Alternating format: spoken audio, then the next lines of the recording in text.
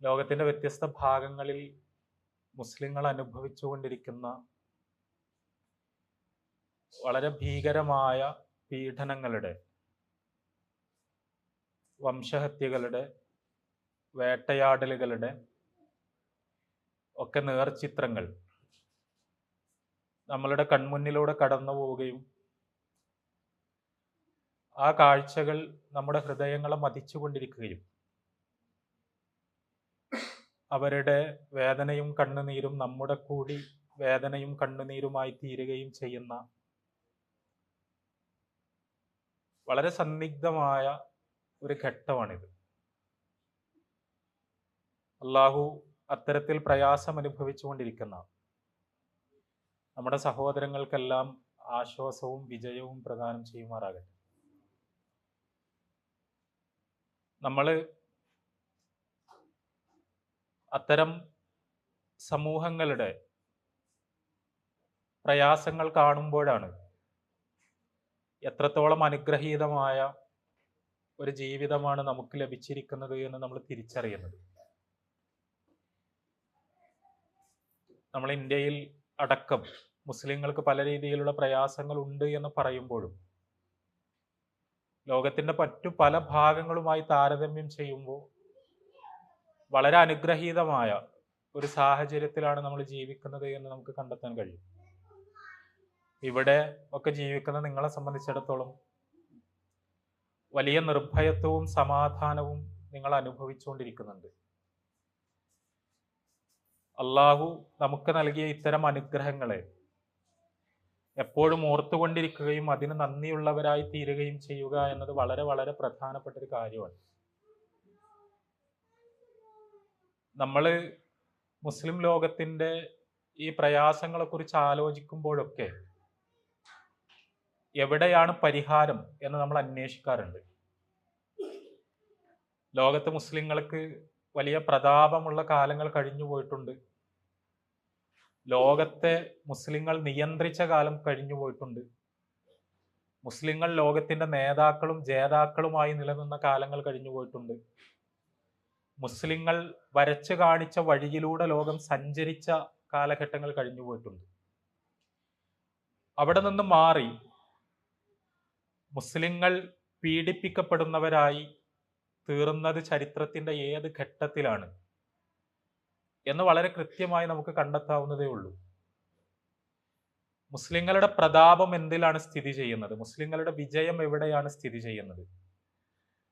മുസ്ലിങ്ങൾ ലോകത്തിന്റെ നേതാക്കളും ജേതാക്കളുമായി തീരുന്നത് എപ്പോഴാണ് എന്ന് ഇസ്ലാമിക ചരിത്രത്തിലൂടെ കണ്ണോടിച്ചാൽ വളരെ എളുപ്പത്തിൽ നമുക്ക് കണ്ടെത്താൻ കഴിയും. അപ്പൊ പ്രവാചകൻ സല്ലല്ലാഹു അലൈഹി വസല്ലമയെ നമ്മൾ എടുക്കുക. നബി സല്ലല്ലാഹു അലൈഹി വസല്ലമ മക്കയിൽ 13 വർഷക്കാലം വളരെ ഭീകരമായ പീഡനങ്ങളും വേട്ടയാടലുകളും അനുഭവിക്കുന്നു. റസൂലുള്ളാഹി സ്വല്ലല്ലാഹു അലൈഹി വസല്ലമയും അവിടുത്തെ അനുചരന്മാരും മദീനയിലേക്ക് പലായനം ചെയ്യുന്നു. മദീനയിൽ വളരെ പ്രയാസകരമായ അനുഭവങ്ങളിലൂടെ അവർ കടന്നു പോകുന്നു.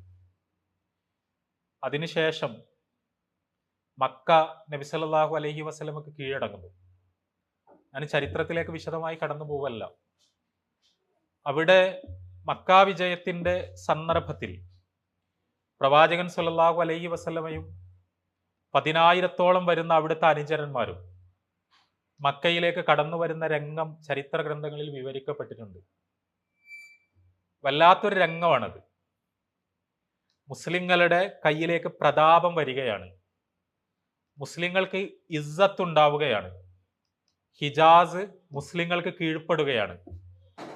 അതുവരെ പീഡിപ്പിക്കപ്പെട്ടിരുന്ന, വേട്ടയാടപ്പെട്ടിരുന്ന, നിരന്തരം അക്രമങ്ങൾക്കും യുദ്ധങ്ങൾക്കും ഇരയായിക്കൊണ്ടിരുന്ന, സ്വന്തം നാട്ടിൽ നിന്നും വീട്ടിൽ നിന്നും പുറത്താക്കപ്പെട്ട പ്രവാചകൻ സല്ലല്ലാഹു അലൈഹി വസല്ലമയും അനുചരന്മാരും വിജയപതാക പിടിച്ച് മക്ക അടക്കം അവരുടെ കാൽ കീഴിലാകുന്ന തരത്തിൽ അറേബ്യ അല്ലെങ്കിൽ ഹിജാസ് മുസ്ലിങ്ങൾക്ക് കീഴ്പ്പെടുന്ന ചരിത്ര സന്ദർഭം.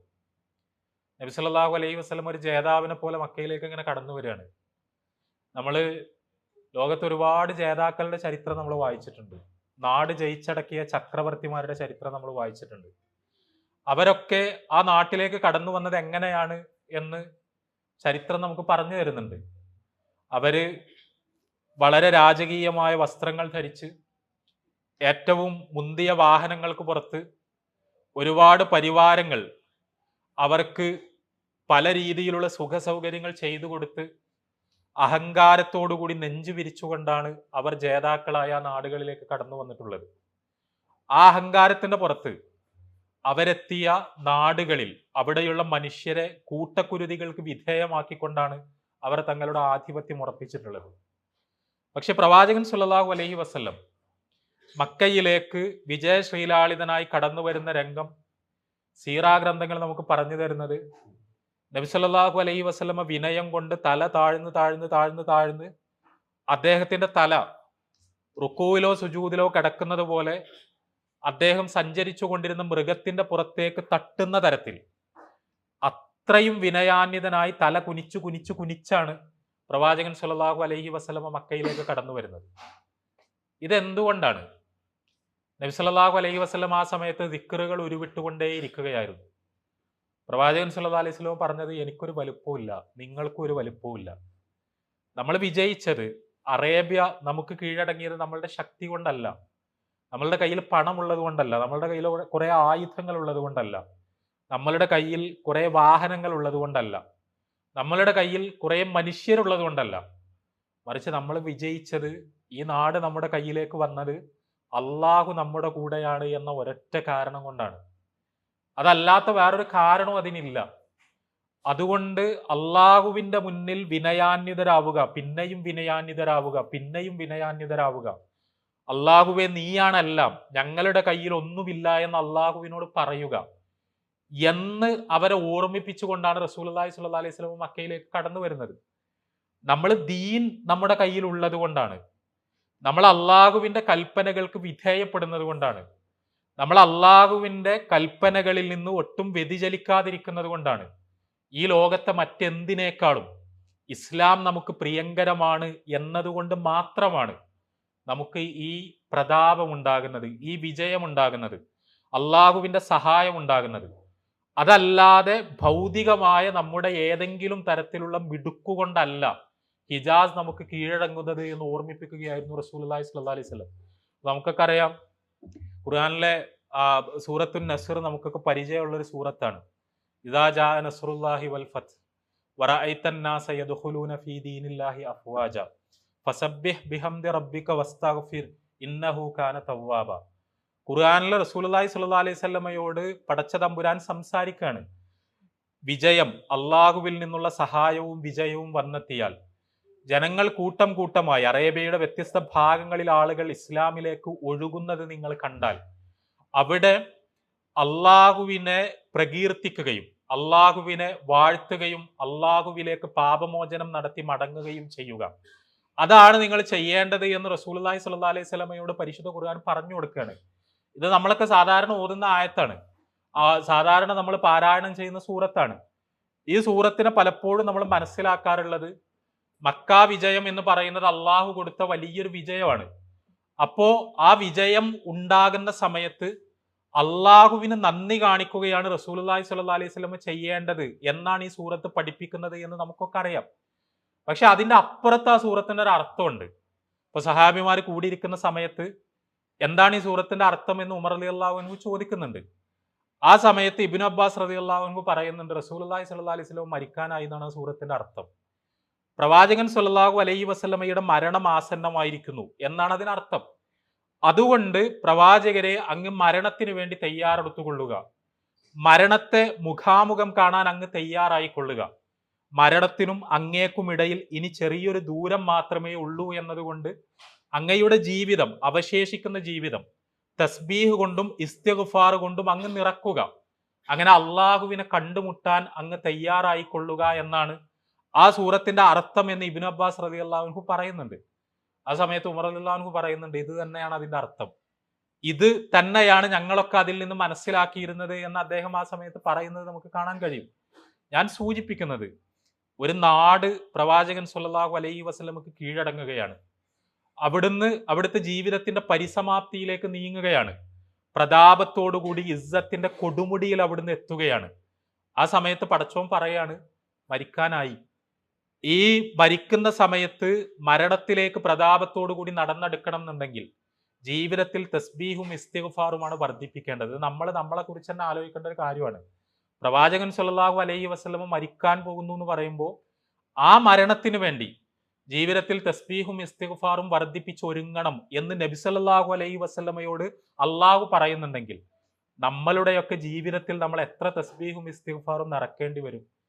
ഹദീസുകളിൽ നമുക്ക് കാണാൻ കഴിയും, ഈ സൂറത്ത് ഇറങ്ങിയതിന് ശേഷം പ്രവാചകൻ സല്ലല്ലാഹു അലൈഹി വസല്ലം എപ്പോഴും സുബ്ഹാനക്കല്ലാഹുമ്മ റബ്ബന വബിഹംദിക അല്ലാഹുമ്മ ഗഫിർലി എന്ന് ആവർത്തിച്ച് പറഞ്ഞുകൊണ്ടേ ഇരിക്കുമായിരുന്നു. കാരണം ഞാൻ മരിക്കാനായി എന്ന് റസൂലുള്ളാഹി സ്വല്ലല്ലാഹു അലൈഹി വസല്ലം നമുക്ക് മനസ്സിലായി. ആ മരിക്കാനായി എന്ന് പറയുമ്പോൾ അള്ളാഹുവേ നീയാണ് പരിശുദ്ധൻ, ഞാൻ വളരെ ചെറുതാണ്, എനിക്കല്ല പരിശുദ്ധിയുള്ളത്, നിനക്കാണ് പരിശുദ്ധിയുള്ളത്, എൻ്റെ ജീവിതത്തിൽ സംഭവിച്ചു പോയ കുറവുകൾ നീ എനിക്ക് പുറത്തു തരയണമേ എന്ന് നിരന്തരമായി നബി സല്ലല്ലാഹു അലൈഹി വസല്ലമ പ്രാർത്ഥിച്ചുകൊണ്ടേയിരിക്കുമായിരുന്നു എന്നാണ് ഹദീസുകളിൽ കാണാൻ കഴിയുന്നത്. നബി സല്ലല്ലാഹു അലൈഹി വസല്ലമ നമസ്കാരത്തിൽ സുജൂദിന്റെ സന്ദർഭത്തിലൊക്കെ ഈ പ്രാർത്ഥന ധാരാളമായി അധികരിപ്പിച്ചിരുന്നു ജീവിതത്തിലെ അവസാന വർഷങ്ങളിൽ. നബി സല്ലല്ലാഹു അലൈഹി വസല്ലമ രോഗശയ്യയിൽ കിടക്കുന്ന സമയത്ത് മരണത്തിന് തൊട്ടു മുൻപേ പ്രവാചകൻ സല്ലല്ലാഹു അലൈഹി വസല്ലമ ഈ ദിക്ർ ആവർത്തിച്ച് ഉരുവിട്ടുകൊണ്ടേയിരിക്കുമായിരുന്നു. നമ്മൾ ഒക്കെ ഏത് സമയത്താണ് മരിക്കുക എന്ന് നമ്മൾക്ക് അറിയൂല, നമ്മൾ എപ്പോൾ വേണമെങ്കിലും മരിക്കാം. അതുകൊണ്ട് തന്നെ ഈ ദിക്ർ ആശയം അറിഞ്ഞുകൊണ്ട് നമ്മളുടെ ജീവിതത്തിൽ എപ്പോഴും ഉണ്ടാകണം എന്ന് പണ്ഡിതന്മാർ ഇതിന്റെ അടിസ്ഥാനത്തിൽ വിശദീകരിച്ചു തരുന്നത് നമുക്ക് കാണാൻ കഴിയും. ഞാൻ സൂചിപ്പിക്കുന്നത്, പ്രവാചകൻ സല്ലല്ലാഹു അലൈഹി വസല്ലമ മരണപ്പെട്ടു പോകുന്ന സമയത്ത് അവിടുത്തെ വീട്ടിലുള്ളത് നമ്മൾക്കൊക്കെ അറിയാവുന്നത് പോലെ സ്വത്ത് എന്ന് പറയാൻ ഒന്നുമില്ലാത്തൊരു വീട്ടിൽ നിസ്വനായിട്ടാണ്, അതിദരിദ്രനായിട്ടാണ്. കയ്യിലുണ്ടായിരുന്ന ഏതാനും നാണയത്തെട്ടുകൾ പോലും മരിക്കുന്നതിന്റെ മണിക്കൂറുകൾക്ക് മുമ്പ് മദീനയിലെ ദരിദ്രരെ വിളിച്ച് ദാനം ചെയ്ത് കയ്യിൽ ഒന്നുമില്ലാതെയാണ് റസൂലുള്ളാഹി സ്വല്ലല്ലാഹു അലൈഹി വസല്ലം മടങ്ങി പോകുന്നത്. പക്ഷെ ആ മടക്കം ഏറ്റവും പ്രതാപത്തോടു കൂടിയുള്ള മടക്കമാണ്. ആ പ്രതാപം നമ്മൾ വിചാരിക്കുന്നത് പോലെ വലിയ ഒരു സാമ്രാജ്യം സ്വന്തമായതിൽ നിന്നോ, കുറേ സമ്പത്തുണ്ടായതിൽ നിന്നോ, കുറേ സൈന്യമുണ്ടായതിൽ നിന്നോ, കുറേ അനുയായികൾ ഉണ്ടായതിൽ നിന്നോ വരുന്ന ഒരു പ്രതാപമല്ല. മറിച്ച് ദീനിൽ അടിയുറച്ച് നിന്നു എന്നതുകൊണ്ടുണ്ടാകുന്ന പ്രതാപമാണ്. അത് മുസ്ലിങ്ങൾക്ക് എല്ലാ കാലത്തും അങ്ങനെ തന്നെയാണ്. ഉമർ റളിയല്ലാഹു അൻഹുവിന്റെ കാലം, ഉമർ റളിയല്ലാഹു അൻഹു ഖലീഫയായിരുന്ന കാലത്താണ് ഇസ്ലാമിക ലോകം വിശാലമായി തീരുന്നത്, ഇസ്ലാമിക രാജ്യം വലിയൊരു സാമ്രാജ്യമായി മാറുന്നത്, പേർഷ്യയും റോമൊക്കെ ഇസ്ലാമിന്റെ അധീനതയിലേക്ക് വരുന്നത്. ഇപ്പൊ ഫിലസ്തീൻ എന്ന് പറയുന്ന നാട് മുസ്ലിങ്ങളുടെ കയ്യിലേക്ക് വരുന്നത് ഉമർ റളിയല്ലാഹു അൻഹു ഖലീഫയാവുന്ന സമയത്താണ്. നമ്മൾക്കൊക്കെ അറിയാവുന്ന ചരിത്രമാണ്. ഉമർ റളിയല്ലാഹു അൻഹു പറഞ്ഞയച്ച സൈന്യം ഷാം കീഴടക്കുന്നു. ഷാം എന്ന് പറയുമ്പോൾ സിറിയയുടെ പല പ്രദേശങ്ങൾ കീഴടക്കുന്നു, ജോർദാൻ കീഴടക്കുന്നു, ഈജിപ്ത് കീഴടക്കുന്നു, ഫിലസ്തീനും കീഴടങ്ങുന്നു, ജെറൂസലേമും കീഴടങ്ങുന്നു. ആ ജെറൂസലേം കീഴടക്കുന്ന സമയത്ത്, ഫിലസ്തീൻ കീഴടക്കുന്ന സമയത്ത് അവിടെ ഉണ്ടായിരുന്ന ആളുകൾ, അവിടെ പല മതങ്ങളിൽപ്പെട്ട ആൾക്കാർ, അവർ നിങ്ങളുടെ ഖലീഫ ഇങ്ങോട്ട് നേരിട്ട് വരണം എന്ന് അവരുടെ മുസ്ലിങ്ങളുടെ സൈന്യാധിപനോട് അഭ്യർത്ഥിക്കുന്നു. അതിന്റെ അടിസ്ഥാനത്തിൽ ഉമർ റളിയല്ലാഹു അൻഹു അദ്ദേഹം മദീനയിൽ നിന്ന് ജെറൂസലേമിലേക്ക് പോകുന്നു. ആ ജെറൂസലേമിലേക്ക് പോയത് നമ്മൾ ചരിത്രത്തിൽ വായിച്ചാൽ നമ്മൾ അത്ഭുതപ്പെട്ടു പോകും. കാരണം ജെറൂസലേമിൽ അന്നുണ്ടായിരുന്ന ക്രൈസ്തവ പാതിരിമാരും യഹൂദ പുരോഹിതന്മാരും ഒക്കെ ഇങ്ങനെ കാത്തിരിക്കുകയാണ്. കാരണം ഈ നാട് കീഴടക്കിയ രാജാവ്, പുതിയ ചക്രവർത്തി, ആ ചക്രവർത്തി അങ്ങോട്ട് വരികയാണ്. എവിടെയാണ് അദ്ദേഹം, എപ്പോഴാണ് എത്തുക എന്നുള്ളതൊക്കെ സ്വീകരിക്കാൻ വേണ്ടി കാത്തിരിക്കുകയാണ്. ആ സമയത്ത് ഒരു ഒരു ഒരു വളരെ ക്ഷീണിച്ച ഒരു മൃഗത്തിന്റെ പുറത്ത് വളരെ സാധാരണക്കാരന്റെ വസ്ത്രം ധരിച്ചുകൊണ്ട് എല്ലാ യാത്രാക്ഷീണവുമുള്ള മുഖത്ത് പൊടിപടലങ്ങൾ പറ്റിപ്പിടിച്ച ഒരു മനുഷ്യൻ, അദ്ദേഹത്തിന്റെ കൂടെ ഒരു സുഹൃത്തുണ്ട്, അങ്ങനെ നടന്നു വരുന്നു. ഇതാണ് ഈ നാട് ജയിച്ചടക്കിയ മനുഷ്യൻ എന്നവർക്ക് വിശ്വസിക്കാൻ തന്നെ പറ്റുന്നില്ല. കാരണം അവർ പ്രതീക്ഷിക്കുന്നത് അന്ന് ലോകത്തിൽ ഏറ്റവും വലിയ സാമ്രാജ്യത്തിന്റെ രാജാവാണ് കടന്നു വരുന്നത് എന്നുള്ള നിലക്ക് അവർക്ക് പരിചയമുള്ള റോമാ പേർഷ്യൻ ചക്രവർത്തിമാരുടെ മാതൃകയിലുള്ള ഒരാളെയാണ്. പക്ഷെ ഉമർ റളിയല്ലാഹു അൻഹു ആ സമയത്ത് കടന്നു വരുമ്പോൾ അവരെല്ലാം ചോദിക്കണ്ട, എവിടെ, അതല്ല, ഞങ്ങള് ഏതെങ്കിലും ഒരാളെ പറഞ്ഞേക്കാനല്ല പറഞ്ഞത്, നിങ്ങളുടെ നേതാവ് എവിടെ, ഖലീഫ എവിടെ, രാജാവ് എവിടെ, ചക്രവർത്തി എവിടെ എന്നാണ് ചോദിക്കുന്നത്. ഇതാണ് ഞങ്ങളുടെ നേതാവ് എന്ന് അവർ പറയാണ്.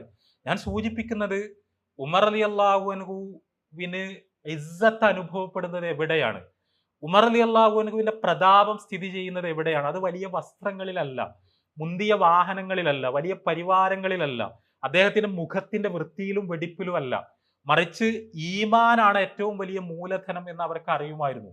ഞാൻ ചരിത്രത്തിന്റെ എല്ലാ വിശദാംശങ്ങളിലേക്കും കടന്നു പോകല്ലോ, ഒരൊറ്റ സംഭവം കൂടി പറഞ്ഞുകൊണ്ട് ഞാൻ എവിടെയായിരുന്നു മുസ്ലിം ലോകത്തിന്റെ പ്രതാപം? നമ്മൾ മുസ്ലിം ലോകത്തിന് പ്രതാപം ഉണ്ടായിരുന്നു എന്ന് നമ്മൾ പറയുന്ന കാലത്ത് എവിടെയായിരുന്നു ആ പ്രതാപം എന്ന് നമ്മൾ ആലോചിക്കാൻ വേണ്ടി മാത്രമാണ്. ഇപ്പോ മുസ്ലിങ്ങൾക്ക് പേർഷ്യ കീഴടങ്ങുന്നു. പേർഷ്യ എന്ന് പറഞ്ഞാൽ അന്നത്തെ ലോകത്തെ ഒരു വിസ്മയമാണ്.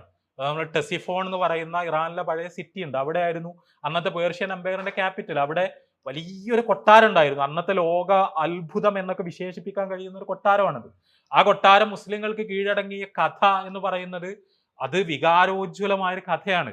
ഉമർ അലി അള്ളാഹു അൻഹു പറഞ്ഞയച്ച സൈന്യം, സഅദ് ബിൻ അബീ വക്കാസ് റളിയല്ലാഹു അൻഹുവിന്റെ നേതൃത്വത്തിലുള്ള സൈന്യം പേർഷ്യയിലേക്ക് ചെന്ന് ആ നാട് മുസ്ലിങ്ങൾക്ക് കീഴടങ്ങാണ്. ആ സമയത്ത് റസ്തമിന്റെ പിന്നെ തമ്പിലേക്ക്, ടെന്റിലേക്ക് അദ്ദേഹം മുസ്ലിങ്ങളുടെ അടുത്തേക്ക് ഒരു ദൂതനെ പറഞ്ഞയച്ചിട്ട് സംസാരിക്കാൻ ഒരാളെ വിടുമെന്ന് ചോദിക്കുകയാണ്. ആ ആളെ വിടാൻ പറഞ്ഞ സമയത്ത് സഅദ് ബിൻ അബീ വക്കാസ് റളിയല്ലാഹു അൻഹു റബീഉ ബിൻ ആമിർ റളിയല്ലാഹു അൻഹുവിനെ ദൂതനായി പറഞ്ഞേക്കുന്നു.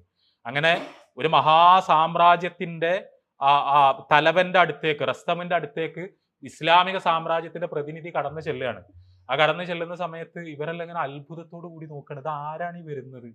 അദ്ദേഹം ധരിച്ച വസ്ത്രങ്ങൾ എന്ന് പറഞ്ഞാൽ, അദ്ദേഹം ഉപയോഗിച്ച അദ്ദേഹത്തിന്റെ തലയിലുള്ള തലപ്പാവ് എന്ന് പറഞ്ഞാൽ അത് ഏറ്റവും പഴകിയ, നുരുമ്പുന്ന, ഒരു തരം ഗുണനിലവാരവും ഇല്ലാത്ത, കണ്ടാൽ ഒരു പ്രതാപവും അനുഭവപ്പെടാത്ത ഒരു മനുഷ്യനാണ് കയറി വരുന്നത്. ആ മനുഷ്യൻ പക്ഷെ തല താഴ്ത്തുന്നില്ല, തല കുമ്പിടുന്നില്ല, അദ്ദേഹം അവിടെ തല കുനിക്കുന്നില്ല, അദ്ദേഹം തല ഉയർത്തി പിടിച്ചുകൊണ്ട് കടന്നു വരുന്നു. ആ കടന്നു വരുന്ന സമയത്ത് റസ്തം അത്ഭുതത്തോടുകൂടി ചോദിക്കുന്നുണ്ട്, നിങ്ങൾ ആ മരുഭൂമിയിൽ ജീവിച്ച മനുഷ്യന്മാരല്ലായിരുന്നു? അവിടെ ഉണ്ടായിരുന്ന അറബികളല്ലേ? ഞങ്ങൾക്ക് നിങ്ങളെ കുറെ കാലമായിട്ട് അറിയാലോ, എന്താ നിങ്ങൾക്ക് പറ്റിപ്പോയത്? എന്തിനാ ഇങ്ങോട്ടെല്ലാം കയറി വന്നത്? നിങ്ങൾക്ക് അവിടെ തന്നെ ജീവിച്ചാൽ പോരായിരുന്നു എന്നാണ് അദ്ദേഹം അത്ഭുതത്തോടുകൂടി ചോദിക്കുന്നത്.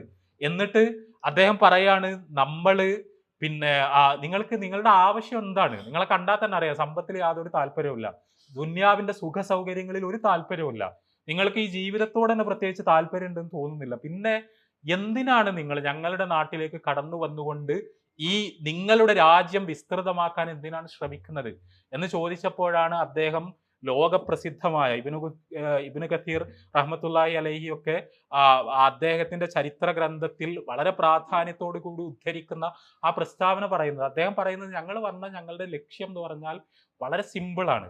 ലിനുഖ്രിജൽ ഇബാദ്, ഞങ്ങൾക്ക് അടിമകളെ മോചിപ്പിക്കണം, അള്ളാഹുവിന്റെ അടിമകളെ ഞങ്ങൾക്ക് മോചിപ്പിക്കണം. മിൻ ഇബാദത്തിൽ ഇബാദ്, അവർ മറ്റു അടിമകളെ ആരാധിക്കുന്നതിൽ നിന്ന്, ലി ഇബാദത്തി റബ്ബിൽ ഇബാദ്, ഈ അടിമകളുടെ രക്ഷിതാവായ റബ്ബിനെ ആരാധിക്കുന്നതിലേക്ക് ഞങ്ങൾക്ക് അവരെ കൊണ്ടുപോകണം. ഇത് മാത്രമേ ഞങ്ങൾക്ക് ലക്ഷ്യമുള്ളൂ. ഞങ്ങളെ സംബന്ധിച്ചിടത്തോളം ഇവിടെയുള്ള മനുഷ്യർ അള്ളാഹുവിന്റെ അടിമകളെ ആരാധിക്കുന്ന അവസ്ഥയാണ് ഞങ്ങൾ അലോസരപ്പെടുത്തുന്നത്. അവർ അള്ളാഹുവിനെ മാത്രം ആരാധിക്കുന്നവരായി തീരണം എന്ന് ഞങ്ങൾ ആഗ്രഹിക്കുന്നു. അതിനു വേണ്ടിയാണ് ഞങ്ങൾ ഞങ്ങളുടെ ജീവിതം കൊടുക്കുന്നത് എന്ന് അദ്ദേഹം പറയാണ്. ഞാൻ സൂചിപ്പിക്കുന്നത്, എന്താണ് നമ്മുടെ മൂലധനം എന്നും, എന്തിനാണ് നമ്മൾ പ്രാധാന്യം കൊടുക്കുന്നതെന്നും, നമ്മൾ എന്തിനു വേണ്ടിയാണ് നിലനിൽക്കുന്നത് എന്നും, നമ്മളുടെ പ്രതാപം എന്തിലാണ് കുടികൊള്ളുന്നത് എന്നും നമ്മളുടെ പഴയ തലമുറകൾക്ക് വളരെ കൃത്യമായി അറിയുമായിരുന്നു. ഇപ്പൊ എന്താ സംഭവിക്കുന്നതെന്ന് ചോദിച്ചാൽ, നമ്മൾ ഇഷ്ടപ്പെട്ടാലും നമ്മൾ ഇഷ്ടപ്പെട്ടിട്ടില്ലെങ്കിലും ലോകത്തുടനീളം പുതിയ ഒരുപാട് സാമൂഹിക മാറ്റങ്ങൾ നടന്നുകൊണ്ടിരിക്കുകയാണ്. അത് മതത്തെ സീരിയസ് ആയി കാണുന്ന, മതത്തെ ഗൗരവതരമായി കാണുന്ന, മതത്തെ വളരെ പ്രാധാന്യത്തോടു കൂടി പിന്തുടരുന്ന അവസ്ഥയിൽ നിന്ന് ലോകത്തിലെ എല്ലാ മനുഷ്യരെയും അടർത്തി മാറ്റാനുള്ള വളരെ ശക്തമായ ഗൂഢാലോചനകൾ ലോകത്തുടനീളം നടന്നുകൊണ്ടിരിക്കുകയാണ്. നമ്മളിത് പറയുമ്പോൾ ഏതോ വിദൂരമായ നാട്ടിൽ നടക്കുന്ന എന്തൊക്കെയോ വലിയ സാമ്രാജ്യത്വ ഇടപാടുകളിൽ നിന്നും നമ്മൾ ഇതിനെപ്പറ്റി മനസ്സിലാക്കേണ്ട കാര്യമില്ല. നമ്മളുടെ ജീവിതത്തെ അടക്കം സ്പർശിക്കുന്ന മാറ്റങ്ങളാണ് ലോകത്ത് നടന്നുകൊണ്ടിരിക്കുന്നത്. ഞാൻ ഒരു തവണ കൂടി അത് ആവർത്തിക്കുകയാണ്. മതം എന്ന് പറയുന്നത് അത് വളരെ ഗൗരവമുള്ള ഒരു കാര്യമാണ്, വളരെ സീരിയസ് ആണ്. അതിന്റെ നിയമങ്ങളൊക്കെ കൃത്യമായി പിന്തുടരപ്പെടേണ്ടതാണ്. അതിൽ നമ്മൾ വെള്ളം ചേർക്കരുത്, അത് നമ്മൾ മുറുകെ പിടിക്കണം, അതിലാണ് നമ്മുടെ വിജയം കുടികൊള്ളുന്നത് എന്ന മാനസികാവസ്ഥയുള്ളവരെ വളരെ സമർത്ഥമായി ആ മാനസികാവസ്ഥയിൽ നിന്ന് അടർത്തി മാറ്റാൻ വേണ്ടി വളരെ ബോധപൂർവമായ പരിശ്രമങ്ങൾ ലോകത്തുടനീളം നടന്നുകൊണ്ടിരിക്കുന്ന കാലമാണിത്. നമ്മൾ വെസ്റ്റിലൊക്കെ സംഭവിച്ച കാര്യം അതാണ്. അവിടെ മതവിശ്വാസികൾ തന്നെ ഉള്ളത്. പക്ഷേ ആ മതവിശ്വാസികളുടെ മനസ്സിൽ എന്ത് സംഭവിച്ചു എന്ന് ചോദിച്ചാൽ, മതത്തിനെ വളരെ സമർത്ഥമായി സൈഡ് ലൈൻ ചെയ്തു. മതം എന്ന് പറഞ്ഞാൽ എത്രയും വെള്ളം ചേർക്കാവുന്ന, നമ്മളുടെ ഇഷ്ടാനുസരണം നിയമങ്ങൾ മാറ്റിമറിക്കാവുന്ന, നമുക്ക് ഇഷ്ടമുള്ളപ്പോൾ മാറ്റി വെക്കാവുന്ന, ഊരി വെക്കാവുന്ന, നമ്മളുടെ സൗകര്യത്തിനനുസരിച്ച് നമുക്ക് തിരിച്ചും മടക്കിയും വ്യാഖ്യാനിക്കാവുന്ന ഒരു കാര്യമായി മതത്തെ അവരുടെ മനസ്സിൽ പുനഃപ്രതിഷ്ഠിച്ചു എന്നുള്ളതാണ് ക്യാപിറ്റലിസം വളരെ സമർത്ഥമായി ചെയ്ത കാര്യം. നമ്മളുടെ നാട്ടിലൊക്കെ ഇത് ഇത് പല രീതിയിൽ സംഭവിക്കാൻ പോവുകയാണ്. നമ്മളൊക്കെ വിചാരിക്കുന്നതിന്റെ അപ്പുറത്താണ് കാര്യങ്ങൾ. ഇപ്പൊ നമ്മൾ സോഷ്യൽ മീഡിയയിൽ നടന്നുകൊണ്ടിരിക്കുന്ന പ്രവാചകൻ സല്ലല്ലാഹു അലൈഹി വസല്ലമക്കും പരിശുദ്ധ ഖുർആനിനൊക്കെ എതിരെയുള്ള ക്യാമ്പയിൻ, ആ ക്യാമ്പയിൻ നമ്മൾ ശ്രദ്ധിച്ചാൽ മതി. ആ ക്യാമ്പയിന്റെ ലക്ഷ്യം എന്താണ്? ആ ക്യാമ്പയിന്റെ ലക്ഷ്യം വളരെ സിമ്പിൾ ആണ്. നമ്മൾ ഇതിങ്ങനെ സ്ക്രോൾ ചെയ്ത് കടന്നു പോകുന്ന മുസ്ലിം പുതുതലമുറയുടെ മനസ്സിൽ ഇസ്ലാമിനെ കുറിച്ചുള്ള ഒരു ഇൻഫീരിയോറിറ്റി പതുക്കെ പതുക്കെ പതുക്കെ കൊണ്ടുപോയി ഇട്ട് കൊടുക്കുക എന്ന ദൗത്യമാണ് അത് നിർവഹിക്കുന്നത്. ആ ഇൻഫീരിയോറിറ്റി എന്ന് പറഞ്ഞാൽ നമ്മളുടെ അടക്കം മനസ്സിലേക്ക് അടക്കം വരാം. ഇത് തീരെ ചെറിയൊരു കാര്യമല്ല. മതത്തെക്കുറിച്ചുള്ള ഇസ്ലാമിനെ കുറിച്ചുള്ള അപകർഷത എന്ന് പറയുന്നത്, അതായത് രണ്ട് ലോകങ്ങൾ നമ്മുടെ മുന്നിൽ വെക്കുകയാണ്. ഒന്ന് ഇവിടെയുള്ള സിവിലൈസ്ഡ് എന്ന് അവർ പറയുന്ന വളരെ വെസ്റ്റേണൈസ്ഡ് ആയ ലിബറലായ ഒരു ലോകക്രമം.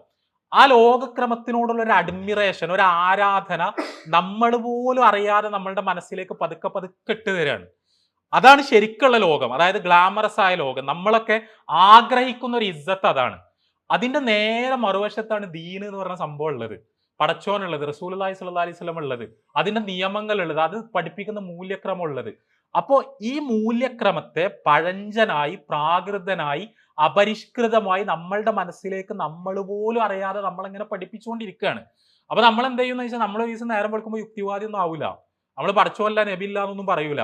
പക്ഷെ നമ്മൾ എന്താ ചെയ്യാന്ന് വെച്ചാൽ, നമ്മളിങ്ങനെ പതുക്കെ പതുക്കെ പതുക്കെ ദീനിന്റെ കുറച്ച് ഭാഗങ്ങൾ നമ്മളിങ്ങനെ ഒഴിവാക്കാൻ തുടങ്ങും. അത് ഒഴിവാക്കണതിന് കുഴപ്പമില്ല, ഇത് ഒഴിവാക്കണതിന് കുഴപ്പമില്ല, ആ നിയമം മാറ്റി വെക്കുന്നതുകൊണ്ട് കുഴപ്പമില്ല, ഈ നിയമം കോംപ്രമൈസ് ചെയ്യുന്നത് കുഴപ്പമില്ല, ദീൻ എന്ന് പറഞ്ഞാൽ അതിനത്ര പ്രാധാന്യം കൊടുക്കേണ്ട കാര്യമില്ല, ഇതിലെനിക്ക് ലിബറൽ ആകാം, അതിലെനിക്ക് ലിബറൽ ആകാം, അതിന് ഇപ്പോഴത്തെ കാലത്തിനൊപ്പിച്ച് ഞാൻ മാറാം എന്നുള്ള തോന്നലുകൾ നമ്മളുടെ മനസ്സിലേക്ക് പതുക്കെ പതുക്കെ ഇട്ട് തരിക എന്നുള്ളതാണ്.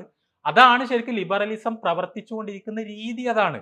ഇത് പോയി പോയി പോയി എവിടെയാണ് എത്തുക എന്ന് നമ്മൾക്ക് ഒരിക്കലും പറയാൻ കഴിയൂല. കാരണം വെസ്റ്റിൽ ക്രിസ്തുമതത്തിന് സംഭവിച്ചത് എന്താണോ, അതായത് ക്രിസ്തുമതം എന്ന് പറഞ്ഞാൽ യേശുവിൽ വിശ്വസിക്കുക എന്നുള്ളതിലപ്പുറം പിന്തുടരേണ്ട ഒരു മോറൽ കോഡ് ഇല്ലാത്ത തരത്തിൽ ആ മതം എങ്ങനെ ആയി മാറിയോ അതേപോലെ ഇസ്ലാമിനെ ആക്കി തീർക്കുക എന്നതാണ് പുതിയ കാലത്ത് നടക്കുന്ന ഈ ക്യാമ്പയിനിന്റെ ലക്ഷ്യം. അത് വളരെ ക്ലിയർ ആണ്. നമ്മളുടെയൊക്കെ നാട്ടില് മലബാറിലടക്കം അല്ലെങ്കിൽ കേരളത്തിലടക്കം നടന്നുകൊണ്ടിരിക്കുന്ന പുതിയ തലമുറയിൽ നടക്കുന്ന ഇന്റലക്ച്വൽ ക്യാമ്പയിൻ എന്താണെന്ന് നിങ്ങൾ പരിശോധിച്ച് നോക്കിയാൽ മതി. ഞാനിത് സൂചിപ്പിക്കുന്നത് എന്താന്ന് ചോദിച്ചാൽ, നമ്മൾ ആ ഒരു ക്യാമ്പയിനിൽ നമ്മളുടെ കണ്ണ് മഞ്ഞളിച്ചാൽ, നമ്മൾ ചെറുതായി അതിലേക്കൊന്ന് ഇൻക്ലൈൻഡ് ആയാൽ, അല്ലെങ്കിൽ നമ്മൾക്ക് ദീനിനെ കുറിച്ചുള്ള ചെറിയ ഒരു ഇൻഫീരിയോറിറ്റി നമ്മളുടെ മനസ്സിലേക്ക് കടന്നു വന്നാൽ അതോടുകൂടി നമ്മളുടെ നാശം ആരംഭിക്കുന്നു എന്നുള്ളതാണ് അതിന്റെ യാഥാർത്ഥ്യം. അത് വളരെ പ്രധാനപ്പെട്ട ഒരു കാര്യമാണ്. നമ്മൾ വിചാരിക്കുന്നത് ലോകം നമ്മളെ റെസ്പെക്ട് ചെയ്യണമെങ്കിൽ ദീനിൽ നമ്മൾ കോംപ്രമൈസ് നടത്തണം എന്നാണ്. പക്ഷെ നമ്മൾ യഥാർത്ഥത്തിൽ നമ്മൾ മനസ്സിലാക്കേണ്ട കാര്യം, ലോകത്തിന് നമ്മളോട് യഥാർത്ഥത്തിൽ റെസ്പെക്ട് ഉണ്ടാവുക നമ്മളുടെ വാല്യൂ സിസ്റ്റത്തെ നമ്മൾ വെള്ളം ചേർക്കാതെ മുറുകെ പിടിക്കുമ്പോൾ മാത്രമാണ്. അതങ്ങനെയാണ്. അത് പ്രപഞ്ചത്തിന്റെ നിയമം അങ്ങനെയാണ്. നമ്മൾക്കും അങ്ങനെയാണ്. ഒരാളൊരു കാര്യത്തിൽ വിശ്വസിക്കുന്നുണ്ടെങ്കിൽ ആ വിശ്വസിക്കുന്ന കാര്യം അയാൾ മുറുകെ പിടിക്കുമ്പോൾ മാത്രമാണ് നമ്മളുടെ മനസ്സിൽ അതിനോട് റെസ്പെക്ട് ഉണ്ടാവുക. ആ റെസ്പെക്ട് എന്ന് പറഞ്ഞാൽ അത് അറിയുന്ന ആൾക്കാരെ സംബന്ധിച്ചിടത്തോളം ഭയങ്കര റെസ്പെക്ട് ആയിരിക്കും. ഇപ്പൊ ഈ വെസ്റ്റിലൊക്കെ ഉള്ള യൂറോപ്യൻസ് ഒക്കെ ആയ ആൾക്കാർ, ഇപ്പോ എനിക്ക് പരിചയമുള്ള, ഇപ്പൊ ഞാനൊരു റിസർച്ച് കമ്മ്യൂണിറ്റിയുടെ ഭാഗമായിരുന്ന സമയത്ത് ഇങ്ങനത്തെ പല ആൾക്കാരായിട്ട് ഇന്ററാക്ട് ചെയ്ത സമയത്ത് എനിക്കറിയാം, അവര് മുസ്ലിങ്ങൾ എന്ന് പറയുമ്പോൾ ഞാനിങ്ങനെ ആ ഒരു മാനസികാവസ്ഥകൾ കമ്പയർ ചെയ്ത് നോക്കുകയാണ്. ഇതെന്ന് പറഞ്ഞാൽ ഒരു വെസ്റ്റേൺ കമ്മ്യൂണിറ്റിയാണ്, ഒരുപാട് യൂറോപ്യൻ രാജ്യങ്ങളിൽ നിന്നുള്ള ആൾക്കാരുണ്ട്, ആണുങ്ങളുണ്ട്, പെണ്ണുങ്ങളുണ്ട്, എല്ലാം ഉണ്ട്. അപ്പൊ അതിൽ പങ്കെടുക്കുന്ന വളരെ കുറച്ച് മുസ്ലിങ്ങളെ ഉള്ളൂ. ആ മുസ്ലിങ്ങൾ സ്വാഭാവികമായിട്ട് പെട്ടെന്ന് അവിടെ ചെന്നാൽ എന്താ സംഭവിക്കുക എന്ന് വെച്ചാൽ, ഒരു പെണ്ണെതിരെ വരുന്ന കണ്ടാൽ കൈ കൊടുക്കാനാണ് അവർക്ക് ഇഷ്ടം. കാരണം കൈ കൊടുത്തിട്ടില്ലെങ്കിൽ അവര് പോലും അറിയാതെ അവർക്കൊരു ഉസാമ ബിൻ ലാദന്റെ മുഖച്ഛായ ഉണ്ടാകുന്നു എന്ന് അവർ പേടിക്കാണ്.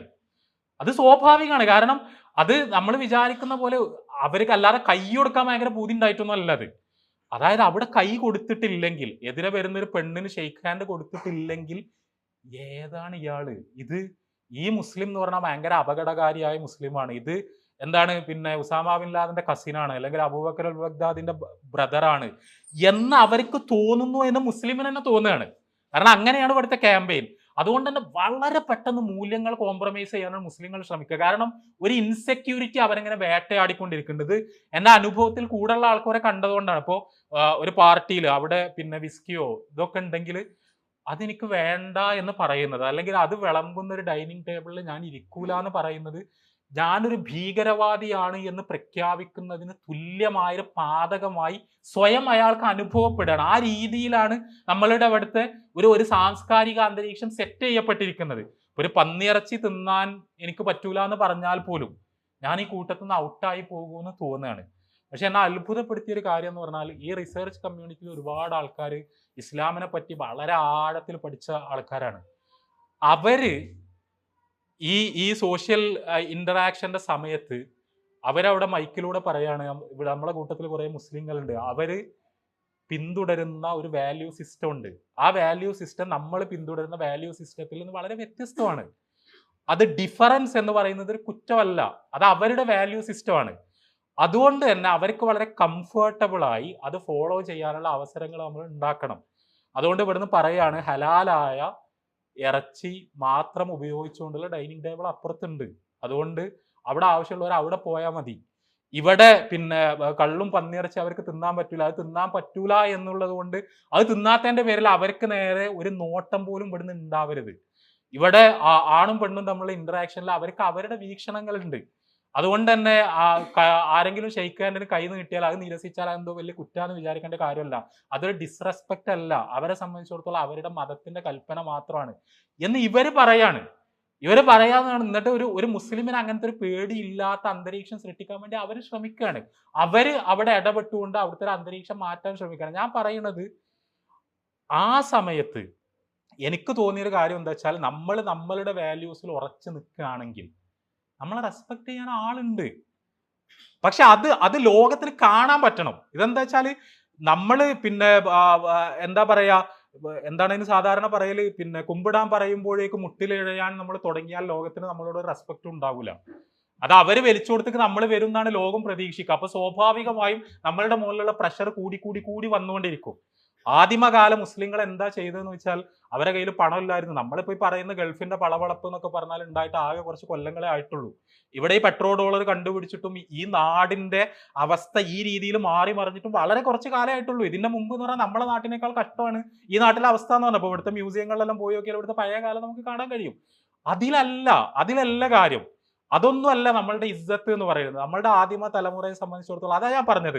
ഞാൻ അവസാനിപ്പിക്കുകയാണ്. ഞാൻ തുടങ്ങിയിടത്തേക്ക് തന്നെ ഞാൻ തിരിച്ചു പോവുകയാണ്. നമ്മൾ പേർഷ്യ, റോം എന്നൊക്കെ പറഞ്ഞാൽ ഇന്നത്തെ യൂറോപ്പാണ്. അതായത് അന്നത്തെ ലോകത്ത് അവർക്കുള്ള പ്രതാപം എന്ന് പറഞ്ഞാൽ ഇന്നത്തെ യൂറോപ്പിനോ അമേരിക്കക്കോ ഉള്ള പ്രതാപമാണ്. ആ പ്രതാപമുള്ള കാലത്ത് ശരിക്കും മരുഭൂവാസികളായിരുന്ന, അവരുടെ ഭാഷയിൽ പറഞ്ഞാൽ അൺസിവിലൈസ്ഡ് ആയിരുന്ന റസൂലുള്ളാഹി സ്വല്ലല്ലാഹി അലൈഹി വസല്ലമ അറേബ്യയിൽ പ്രബോധനം നടത്തുമ്പോൾ അറബികളെ പ്രത്യേകത എന്താ പറയുക, അവർക്ക് എഴുതാൻ അറിയില്ല, വായിക്കാൻ അറിയില്ല, ഒരു ടെക്നോളജി അറിയില്ല, അവർക്ക് സാഹിത്യം അറിയില്ല, ബുദ്ധിജീവിതം അറിയില്ല, ഫിലോസഫി അറിയില്ല, അവരുടെ നാട്ടിൽ ലൈബ്രറികളില്ല. ഇത് അക്ഷരാർത്ഥത്തിൽ ശരിയാണ്. അത്രയും സിമ്പിളായ മനുഷ്യന്മാരാണ് അവർക്ക് രാഷ്ട്രീയം പരിചയമല്ല, വലിയ സാമ്രാജ്യങ്ങൾ പഠിത്ത് പരിചയമല്ല, ഒരു തരത്തിലുള്ള തരത്തിൽ ഉള്ള ഒരു ഡെവലപ്മെന്റും പരിചയമില്ലാത്തൊരു സൊസൈറ്റിയാണത്. ആ സൊസൈറ്റി റസൂലുള്ളാഹി സ്വല്ലല്ലാഹി അലൈഹി വസല്ലമയുടെ കീഴിൽ സംഘടിപ്പിക്കപ്പെട്ടപ്പോൾ റോമക്കാരോ പേർഷ്യക്കാരോ സ്വപ്നത്തിൽ പോലും വിചാരിച്ചിട്ടില്ല അവരുടെ സാമ്രാജ്യങ്ങൾ കടപുഴകി ലോകം ഇവരുടെ കീഴിലാകുന്ന അവർ സ്വപ്നത്തിൽ പോലും വിചാരിച്ചിട്ടില്ല. പക്ഷേ വെറും പതിറ്റാണ്ടുകൾ കൊണ്ട്, നബി സല്ലല്ലാഹു അലൈഹി വസല്ലം മരിച്ച ഉമർ റളിയല്ലാഹു അൻഹുവിന്റെ കാലമായപ്പോഴേക്ക് ഏതാനും പതിറ്റാണ്ടുകളെ കഴിഞ്ഞിട്ടുള്ളൂ. ആ പതിറ്റാണ്ടുകൾ ആയപ്പോഴേക്ക് ലോകം അവരുടെ കാൽക്കീഴിലായി മാറുകയാണ്. പേർഷ്യ, റോം എന്നൊക്കെ പറയുന്ന സാമ്രാജ്യങ്ങൾ തന്നെ ഭൂപടത്തിൽ നിന്ന് അപ്രത്യക്ഷമാവുകയാണ്. മഹാകൊട്ടാരങ്ങൾ കടപുഴകയാണ്. ഇവരുടെ നേതൃത്വത്തിന് കീഴിൽ ലോകം പുനഃസംഘടിപ്പിക്കപ്പെടുകയാണ്. അതിന് ഒരൊറ്റ കാരണം മാത്രമേ ഉള്ളൂ. അവര് പേർഷ്യയിലെ റോമിലെ കൊട്ടാരങ്ങൾ കണ്ട്, അവിടുത്തെ സമ്പത്ത് കണ്ട്, അവിടുത്തെ സൈന്യങ്ങളെ കണ്ട്, അവിടുത്തെ നാഗരിക പുരോഗതി കണ്ട് അവരുടെ മനസ്സിൽ ഒരു തരം അപകർഷതയും തോന്നിയിട്ടില്ല. അതാ ഞാൻ പറയണത്. റസ്തമിന്റെ മുമ്പിൽ ചെന്നിട്ട് ദരിദ്രനായ ഒരു സഹാബി തല ഉയർത്തിപ്പിടിച്ച് എന്തിനാ അവിടെ വന്നതെന്ന് ചോദിച്ചപ്പോൾ പടച്ചോന്റെ സൃഷ്ടികൾ ആരാധിക്കുന്നത് നിർത്തി പടച്ചോൻ ആരാധിക്കുന്ന അവസ്ഥയിലേക്ക് മനുഷ്യന്മാരെത്താൻ വേണ്ടിയിട്ടാണ് എന്ന് പറഞ്ഞാൽ അവർക്ക് ദരിദ്രരായി തോന്നുന്നത് പേർഷ്യക്കാരെയാണ്. അതാണ് ഞാൻ പറയുന്നത്. ആ വന്ന സഹാബിക്ക് അതിദരിദ്രനായ സഹാബിക്ക്, ഒരു തരം ഭൗതിക സൗകര്യങ്ങളും ഇല്ലാത്ത സഹാബിക്ക് ദരിദ്രനായി തോന്നുന്നത് റസ്തമിനെയാണ്. കാരണം അയാളെ കയ്യിൽ തൗഹീദില്ല, അയാളെ കയ്യിൽ ദീനില്ല, അയാളെ കയ്യിൽ റിസാലത്തില്ല. അതുകൊണ്ട് തന്നെ അയാളോട് ഒരു തരത്തിലുള്ള ഒരു ഇൻഫീരിയോറിറ്റി കോംപ്ലക്സും ഈ സഹാബിക്ക് അനുഭവപ്പെടുന്നില്ല. അയാളുടെ മുന്നിൽ തല ഉയർത്തിപ്പിടിച്ചിട്ടാണ് സഹാബി കടന്നു വരുന്നത്. അതേ മനോഭാവമാണ്, അതേ അഭിമാനബോധമാണ്, അതേ ആത്മബോധമാണ് ഇന്നത്തെ ലോകത്ത് ജീവിക്കുമ്പോൾ നമ്മൾക്ക് ഉണ്ടാവേണ്ടത്. അവിടെ ആ ഇസ്ലാമിന്റെ സൗന്ദര്യം ലോകത്തിന് മുന്നിൽ തുറന്നു വെക്കാനാണ് നമ്മൾ ചെയ്യേണ്ടത്. തുറന്നു വെക്കാനാണ് നമ്മൾ ശ്രമിക്കേണ്ടത്. അത് നമ്മൾ ശ്രമിച്ചാൽ ഇൻഷാ അല്ലാഹ് നമ്മൾ ഈ പറയുന്ന നമ്മളോട് ഭയങ്കര ശത്രുതയും വിദ്വേഷവും വെറുപ്പും വെച്ചു പുലർത്തുന്നു എന്നൊക്കെ പറയുന്ന ആൾക്കാർ അവർ ഇസ്ലാമിന്റെ സൗന്ദര്യം അനുഭവിക്കാത്തത് കൊണ്ടാണ്. ഞാൻ ഒരു ഒരു ഒരു കഥ മാത്രം പറഞ്ഞിട്ട് അത് അവസാനിപ്പിക്കുകയാണ്. നീ ബാക്കി എത്ര സമയമുണ്ടെന്ന് എനിക്കറിയില്ല. പിന്നെ നിങ്ങൾക്ക് എന്തെങ്കിലും ചോദിക്കാനോ ഇതുണ്ടെങ്കിൽ അതിന് വേണ്ടി നമുക്ക് നിർത്താം. പിന്നെ എൻ്റെ മുന്നിൽ പിന്നെ ഒരു ഒരു ഒരു ഭാര്യയും ഭർത്താവും വന്നു. ഇവരെന്താന്ന് വെച്ചാൽ പിന്നെ ഈ പെണ്ണ് എന്ന് പറയണത് നേരത്തെ ഹിന്ദു ആയിരുന്നു, ഒരു മുസ്ലിം ആയതാണ്. ഭർത്താവ് നേരത്തെ തന്നെ മുസ്ലിമാണ്, മുസ്ലിം കുടുംബത്തിൽപ്പെട്ട ആളാണ്. അപ്പൊ ഇവര് വന്നിട്ട് ഇവരെ പ്രശ്നം എന്താന്ന് വെച്ചാൽ ഇത് അഫെയർ ആയിരുന്നു. ഈ ഭർത്താവ് എന്ന് പറഞ്ഞാൽ ദീനിയായ ആളൊന്നല്ല, തീരെ ദീനിയല്ല, അയാൾക്ക് നിസ്കാരമൊന്നുമില്ല, അയാളൊരു പ്രഖ്യാപിത യുക്തിവാദി ഒന്നല്ല, പക്ഷെ ഒരു തരം മതപശ്ചാത്തലം ഇല്ലാത്ത ആളാണ്. അപ്പൊ ആ പ്രണയം എന്ന് പറഞ്ഞാൽ ഒരു മതേതര പ്രണയമാണ്, അല്ലാതെ വേറെ എന്തെങ്കിലും അർത്ഥത്തിലുണ്ടായ ഒരു പ്രണയമല്ല. അവരുടെ കല്യാണം നടക്കാൻ വേണ്ടി വീട്ടിൽ നിന്ന് സമ്മതം കിട്ടാൻ വേണ്ടി ഈ പെണ്ണ് സാങ്കേതികമായി മുസ്ലിമായി എന്ന് മാത്രമേ ഉള്ളൂ. പക്ഷെ മുസ്ലിമായി കഴിഞ്ഞപ്പോൾ ഈ പെണ്ണ് ഇയാളോട് ഒരുമിച്ച് ജീവിക്കുന്നതിൻ്റെ ഇടയ്ക്ക് ഒരിക്കൽ ചോദിച്ചു, ഏതായാലും മുസ്ലിം ആയതല്ലേ, നിങ്ങൾ ആ ഖുർആനൊന്ന് വായിക്കാൻ തരുമെന്ന് ചോദിച്ചു. അതുവരെ ഇസ്ലാമിനെ പറ്റി ഒന്നും ഈ പെണ്ണ് പഠിച്ചിട്ടില്ല. അപ്പോൾ ഇയാള് എന്തിനാണ് ഖുർആനെല്ലാം വായിക്കണത്, അതെല്ലാം വായിച്ചാൽ ഭയങ്കര ഇടങ്ങേറാണെന്ന്, വായിക്കേണ്ട കാര്യമല്ല, ഞാൻ തന്നെ അത് വായിക്കല്ല എന്നെല്ലാം പറഞ്ഞു. പക്ഷേ ഈ പെണ്ണ് പറഞ്ഞാൽ എനിക്കതൊന്നും പറ്റില്ല, അത് എല്ലാം ഒന്ന് വായിച്ചു വെക്കാനാണ്, ഞാനൊരു ഹിന്ദു കുടുംബത്തിൽ ജനിച്ചാണ്, അതിൽ എന്താ ഉള്ളതെന്ന് എനിക്ക് അറിയില്ലല്ലോ. അപ്പൊ ഈ ഭർത്താവ് പറഞ്ഞു, അല്ല എനിക്കും അറിയില്ല, അല്ല നിങ്ങൾക്ക് അറിയണ്ട, എനിക്കറിയണം, അതൊന്ന് വാങ്ങി തന്നാൽ മതി. അങ്ങനെ ആ ഖുർആൻ പരിഭാഷ കൊണ്ടു കൊടുത്തു. അപ്പൊ ഇയാൾ എന്നോട് പറയാണ്, എടങ്ങേറായി പോയി. കാരണം ഇവള് ഇതിങ്ങോട്ട് വായിച്ചിട്ട് അവസാനം ഇയാളോട് പൊട്ടിത്തെറിക്കാണ്. കാരണം എനിക്കിത് അറിയില്ലായിരുന്നു മനുഷ്യ, അതുകൊണ്ടാണ് ഞാൻ നിസ്കരിക്കാത്തത്. എനിക്കിത് അറിയില്ലായിരുന്നു. മരണത്തിന് ശേഷം ഒരു ജീവിതം ഉണ്ടെന്നോ, നമ്മൾ പടച്ചോനെ നമുക്ക് വേണ്ടി നിയമങ്ങൾ നിശ്ചയിച്ചിരുന്നോ, അതനുസരിച്ചാണ് ജീവിക്കേണ്ടതെന്നോ, ഇന്നതൊക്കെയാണ് നിയമമെന്നോ, ഹിജാബ് ധരിക്കണമെന്നോ ഒന്നും എനിക്ക് അറിയില്ലായിരുന്നു. നിങ്ങൾ എന്ത് കണ്ടിട്ടാണ് അതൊന്നും ഇല്ലാതെ ജീവിക്കണത്? നിങ്ങൾക്കിത് അറിയില്ലേ? ചെറുപ്പം മുതലേ അറിയില്ലേ? നിങ്ങളെ പേരൻസ് പഠിപ്പിച്ചെന്നല്ലേ? അപ്പൊ ഇയാള് പറയണ, എനിക്ക് എന്താ സംഭവിച്ചുകൊണ്ടിരിക്കണത്, നമ്മള് ഇഷ്ടപ്പെട്ട് കല്യാണം കഴിച്ചതല്ലേ? അപ്പൊ ഇവള് പറയാണ്, ഒന്നുകിൽ നിങ്ങൾ മുസ്ലിമായി ജീവിക്കുക എൻ്റെ കൂടെ, ഇല്ല എന്നുണ്ടെങ്കിൽ എന്നെ ഒഴിവാക്കി തരാം, ഞാൻ വേറെവിടെയും പോയി ജീവിച്ചു. കാരണം എന്നെ സംബന്ധിച്ചിടത്തോളം എൻ്റെ ജീവിതം പടച്ചോൻ തന്നാണ്. കാരണം ഈ ഗ്രന്ഥം ആദ്യം മുതൽ അവസാനം വരെ വായിച്ചോടുകൂടി എൻ്റെ ജീവിത വീക്ഷണം അടിമുടി മാറുകയാണ്. എന്നിട്ട് ഈ പെണ്ണ് ഇയാളോട് ചോദിക്കാണ്, നിങ്ങൾക്ക് എന്നോട് സ്നേഹം ഉണ്ടായിരുന്നു എന്നാണ് പറയണത്. എന്ത് സ്നേഹം? അതായത് പടച്ചോൻ എന്നോട് സംസാരിക്കുന്ന ഒരു വേദഗ്രന്ഥം നിങ്ങളെ കയ്യിലുണ്ടായിട്ട് അത് എൻ്റെ മുന്നിൽ തുറന്നു വെച്ച് തരാൻ നിങ്ങൾക്ക് മനസ്സ് വന്നിട്ടില്ലെങ്കിൽ നിങ്ങൾക്ക് എന്നോട് എന്ത് സ്നേഹം ഉണ്ടായിരുന്നു എന്നാണ് ഞാൻ മനസ്സിലാക്കേണ്ടത്. ഇതാണ് ചോദിക്കുകയാണ്. ഞാൻ പറയുന്നത്, ഈ ചോദ്യം ഇവിടുത്തെ അമുസ്ലിങ്ങളൊക്കെ ഇന്നല്ലെങ്കിൽ നാളെ നമ്മളോട് ചോദിക്കും. നമ്മളെ കളിയാക്കലുണ്ടാവും, കുറ്റം പറയുന്നുണ്ടാവും, ചീത്ത പറയുന്നുണ്ടാവും, നമ്മളെ അവമതിക്കുന്നുണ്ടാവും. അതവർക്ക് അറിയാഞ്ഞിട്ടാണ്, ഇതിന്റെ സൗന്ദര്യം അവർക്ക് അറിയാഞ്ഞിട്ടാണ്. അവിടെ ആ സൗന്ദര്യം അവർക്ക് മുന്നിൽ തുറന്നു വെക്കുന്നതിന് പകരം അവർക്കനുസരിച്ച് നമ്മൾ അഡ്ജസ്റ്റ് ചെയ്യാൻ തുടങ്ങിയാൽ, നമ്മൾ അവർക്കനുസരിച്ച് മാറാൻ തുടങ്ങിയാൽ നമ്മൾ അവരെയും അപകടപ്പെടുത്തുന്നു, നമ്മളെയും അപകടപ്പെടുത്തുന്നു എന്നുള്ളതാണ് സത്യം. അതുകൊണ്ട് തന്നെ നമ്മളുടെ കയ്യിലുള്ള ഈ വെളിച്ചം, ആ വെളിച്ചത്തിന്റെ വില നമ്മൾ ഒരിക്കലും മറന്നു കളയാതിരിക്കുക എന്ന് മാത്രമാണ് ഈ സമയത്ത് സൂചിപ്പിക്കാനുള്ളത്. ഇത് ഞാൻ പറയണത് ഞാൻ ഇവിടെ എങ്ങനെ നിന്നാണ് നിങ്ങൾക്കുള്ളൊരു ഉപദേശം എന്നുള്ള ആൾക്കല്ല. നമ്മൾ ജീവിക്കുന്ന ലോകം എന്ന് പറഞ്ഞാൽ എന്നെയും നിങ്ങളെയും ഒക്കെ അതിനനുസരിച്ച് മാറ്റാൻ വേണ്ടി ബോധപൂർവം പരിശ്രമങ്ങൾ നടന്നുകൊണ്ടിരിക്കുന്ന ലോകമാണ്. അവിടെ പിടിച്ചു നിൽക്കാൻ നമുക്ക് പറ്റണം, അതിന് അള്ളാഹിന്റെ സഹായം ഉണ്ടാകണം, അതിന് തക്കതായ ഓർമ്മ നമ്മൾക്ക് എപ്പോഴും ഉണ്ടാകണം എന്ന് മാത്രം സൂചിപ്പിച്ചുകൊണ്ട് അവസാനിപ്പിക്കുന്നു. അസ്സലാമു അലൈക്കും.